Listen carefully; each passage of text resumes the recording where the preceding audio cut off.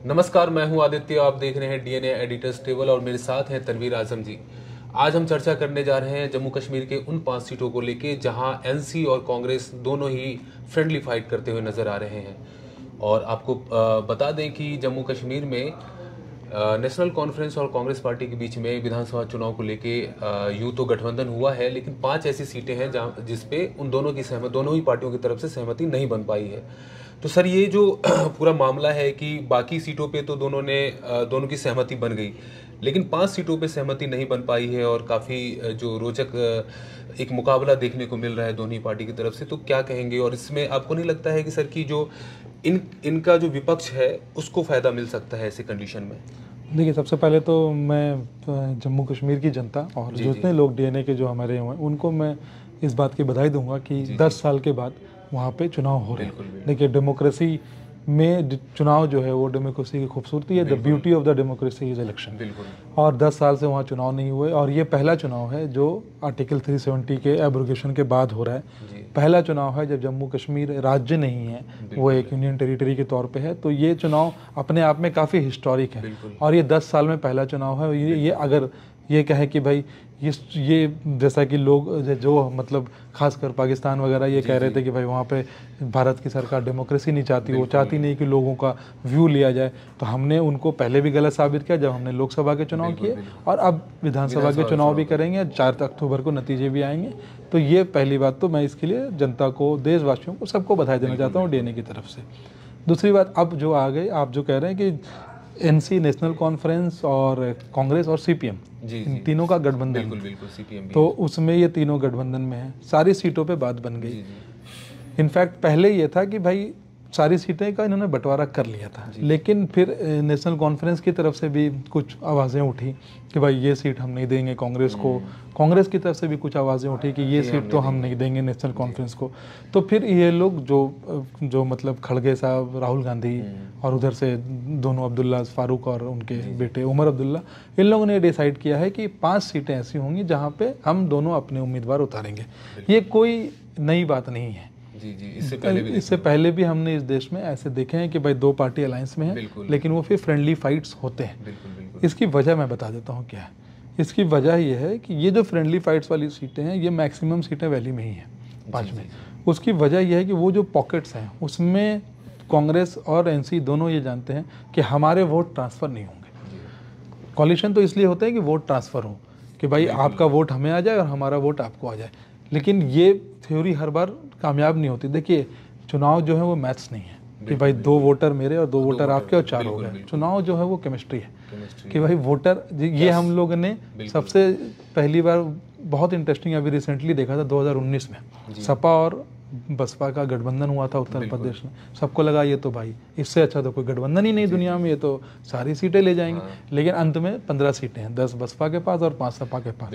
तो हुआ ये कि भाई समाजवादी वालों ने तो बसपा को वोट ट्रांसफ़र कर दिया, लेकिन बहुजन समाजवादी पार्टी वाले यादव कैंडिडेट को वोट नहीं दिए, नहीं किए ट्रांसफ़र। वो बाद में हमने एनालिसिस किया तो यही पाया गया कि बीजेपी को उन्होंने वोट कर दिया था। हाँ, तो ये तो उसी सीटें अब, क्योंकि इस तरीके के रिजल्ट्स और इस तरीके के एग्जांपल्स हमारे पॉलिटिकल लीडर्स के पास मौजूद हैं। तो ये जो फ्रेंडली फाइट वाली सीटें हैं ये वही हैं जहाँ पे एनसी जानती है कि हमारे वोटर किसी भी हाल में कांग्रेस को वोट नहीं देंगे। कुछ पुराने वो होते हैं, कुछ पुराने ऐसे जख्म होते हैं जो नहीं भरते हैं लोगों के। बाकी रह गई बात 90 सीटों की, तो उसमें इन लोगों ने अपना कर लिया है। मैक्सिमम सीटें जो हैं जो कॉलिशन की, वो जो नेशनल कॉन्फ्रेंस है वो वैली में लड़ेगी। मतलब वैली जब मैं कह रहा हूँ तो कश्मीर वैली, और कांग्रेस के खाते में ज़्यादातर सीटें जम्मू में आई है, क्योंकि नेशनल कॉन्फ्रेंस की जम्मू में ऐसी कोई पैठ नहीं है। कांग्रेस की इसलिए पैठ है क्योंकि वहाँ पे जो हिंदू पॉपुलेशन है वो कांग्रेस को वोट करेगा। कांग्रेस को ऐसी उम्मीद है क्योंकि अभी जो चुनाव हुए हैं उसमें कांग्रेस का वोट परसेंट जो है पिछले बार से जम्मू में बढ़ा है। कांग्रेस उसको लेके होपफुल है। और जिस तरह से राहुल गांधी अभी कश्मीर गए थे, बस मैं एक पॉइंट और भी मतलब पूछना चाहूँगा, जैसे कि इसी गठबंधन में एक पैंथर्स पार्टी भी है शामिल, जिसका जम्मू में एक खास बिल्कुल है वोट भी है। तो ये भी इनको बिल्कुल फायदा मिलेगा। और सीपीएम का भी जम्मू में वोट बैंक है, ऐसा नहीं है, और सीपीएम का वैली में भी है। तो ये एक बहुत, मतलब मैं ये कहूँगा कि ये बहुत स्मार्ट मूव है कि भाई आप 5 सीटों पे अगर नहीं बात बन रही है आपस में, तो आप कोलिशन को इंटैक्ट रखो और उस 5 सीटें आपस में लड़ लो। जहाँ तक मेरा अंदाज़ है कि इस बार जम्मू कश्मीर में पिछले बार की तरह इस बार भी मेरे को नहीं लगता कि बीजेपी, कांग्रेस, नेशनल कॉन्फ्रेंस या पीडीपी, इन 4 मेन पार्टियां जो हैं इनमें से किसी को भी बहुमत आना है। कोई भी 46 का आंकड़ा, जो जादुई आंकड़ा है, वो नहीं पार कर पाएगी। मुझे लगता है कि एनसी और कांग्रेस जो गठबंधन है, ये सबसे बड़ा गठबंधन बन के उभरेगा। बीजेपी नंबर 2 पे आएगी, क्योंकि बीजेपी को सिर्फ और सिर्फ जम्मू में ही सीटें मिलनी हैं और कश्मीर में तो बीजेपी लड़ेगी भी नहीं ज़्यादा सीटों पे। कुछ प्रॉक्सी उनके पार्टीज हैं, अपनी पार्टी और ये वो, उनको वो बैक करेगी। वो कितना वो करेंगे, मुझे इस बार बस एक बात बताना चाहता हूँ। मुझे लगता है कि कश्मीर वैली में इस बार जो सेपरेटिस्ट और जो वो जो ग्रुप उन्होंने एक बनाया है, उसके चांसेस मुझे लगता है वो कुछ सीटों पे अपसेट करेंगे। क्योंकि हमने लोकसभा में हमने देखा कि उन्होंने श्रीनगर की सीट पे फारूक अब्दुल्ला को हरा दिया, तो इंजीनियर रशीद की पार्टी भी लड़ रही है उनके, मतलब उनके। सर मुझे लग रहा है कि वैली में हो सकता है कि उनका प्रेजेंस जो है, जब हम चुनाव के नतीजे देखेंगे तो उसमें अच्छा खासा देखने को मिल सकता है। इसमें कोई दो राय नहीं। बस इसमें मतलब दर्शक जो मेरा अपना एक तरीका है कि वो चाहे तो की टेक अवेज ले लें। बिल्कुल, किसी पार्टी को बहुमत नहीं मिलेगी जी।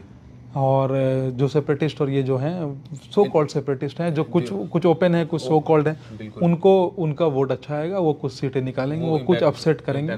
कांग्रेस जम्मू में अच्छा करेगी, बीजेपी जम्मू में सबसे बड़ी पार्टी बन के उभरेगी, नेशनल कॉन्फ्रेंस सबसे बड़ी पार्टी बन के उभरेगी वैली में। पीडीपी के लिए ये अस्तित्व की लड़ाई है। पीडीपी, मुझे नहीं लगता कि पीडीपी कुछ बहुत ज़्यादा कमाल कर पाएगी और कोई हैरत नहीं होगी अगर एनसी सबसे बड़ी पार्टी आए, बीजेपी नंबर 2, कांग्रेस नंबर 3 और पीडीपी नंबर 4 पे।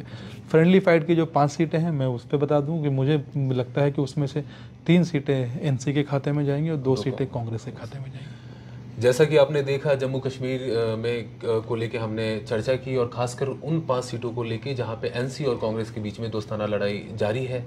इसी तरह की चर्चा के लिए डीएनए के साथ बने रहिए। शुक्रिया।